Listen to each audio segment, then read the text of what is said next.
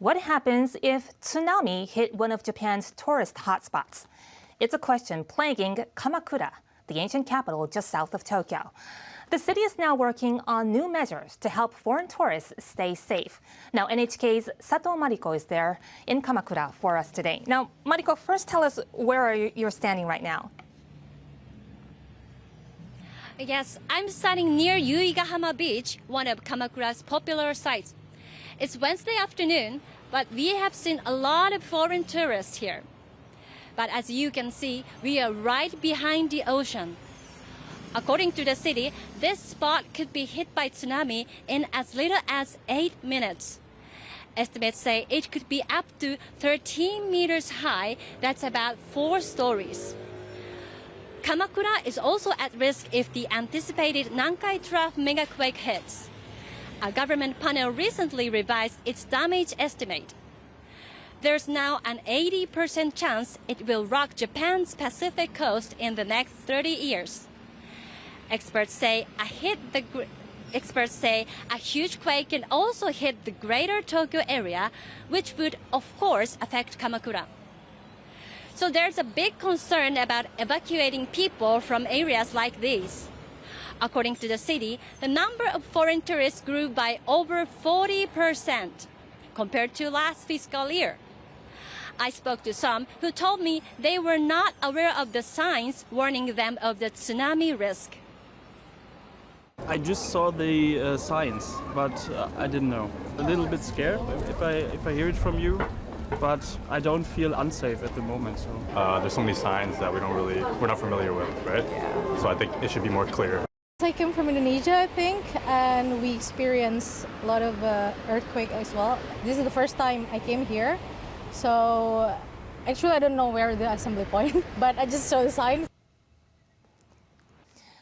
It is pretty concerning to hear so many people say they didn't know about the potential of tsunami. Mariko, how is Kamakura trying to address the issue? Yes, for starters, the city had started to install more signs like this. Before, this was only in Japanese, but now there's a pictogram showing someone running from tsunami. The name of the nearest evacuation site is also written in both Japanese and English, with an arrow pointing the way. I was wondering how well they worked, so I decided to find out. So this sign says to evacuate to Hasedera Temple. So let's follow the signs and see how it goes.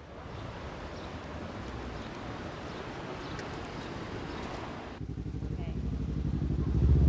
So we're at the fork, but we don't know which way to go. There's no sign going there. But maybe let's follow this way. Let's see. We have another sign for the tsunami evacuation area. So maybe this is the right direction. So let's keep going. Now we are here. We finally arrived. So it took about 10 minutes to get here. But in a real emergency, we don't know how long it takes because the roads are very narrow and there are so many people and cars are passing by. So we cannot imagine how long it takes to come to the evacuation area. The city plans to install more of those signs. They also created an English emergency radio broadcast system that will urge people to flee the coast. Warning, a tsunami is approaching. Move to higher ground. One city official told me they designed these tools with the worst-case scenario in mind. Since a tsunami can hit Kamakura quickly, it's key to get the information out fast. The radio broadcasts are played on loudspeakers, so if the sentences are too long, they may echo and be difficult to hear. So for foreigners who don't understand Japanese, we try to speak in simple English. We focus on getting to higher ground in the event of an earthquake, no matter what. Ultimately, he said Kamakura's rich natural landscape is a double-edged sword. While it attracts tourists from around the world, He fears they don't understand the dangers that come with it.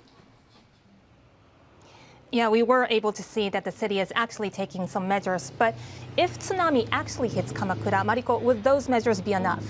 Well, so one expert say it won't be.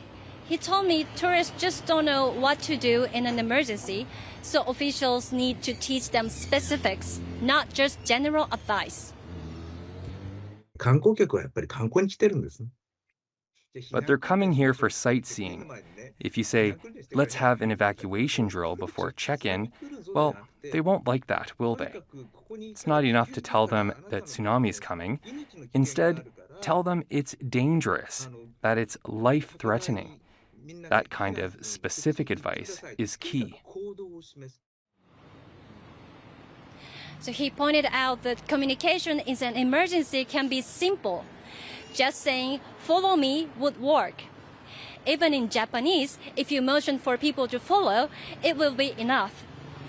But he also said tourists want to know exactly where to evacuate to and how.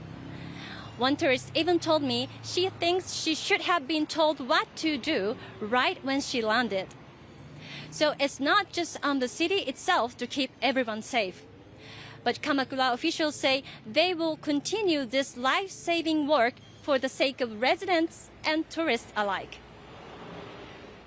Yes, I think everyone needs to know in Japan that it's an issue for all of us Japanese to have tourists enjoy their trip and have them be prepared for evacuation and for emergencies as well. Thank you, Mariko, so much for your report. That was NHK World's Sato Mariko for us in Kamakura. And of course, in an emergency, NHK is here to help. You can find information about disaster prevention in multiple languages on our website.